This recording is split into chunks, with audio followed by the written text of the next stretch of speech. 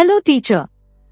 Use the Share It with Others feature on Kahoot to easily distribute quizzes to students and assess their learning.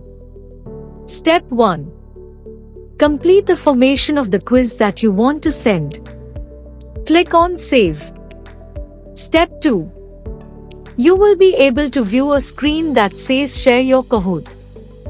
There are various options available. Firstly, you can copy the link of your Kahoot and transfer it to your students. Step 3. Or you could share it on your Google Classroom or send a letter to all your students. Step 4.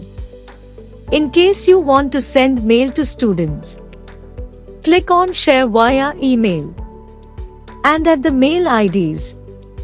Step 5. You can copy all the mail IDs from your Excel sheet or data and paste them into the tab. Step 6.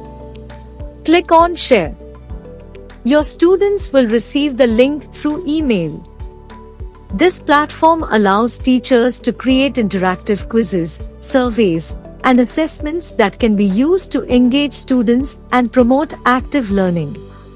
For more such tech tips from Innerscore that can help teachers like yourself learn new skills, save time, and navigate the digital world, subscribe to our YouTube channel.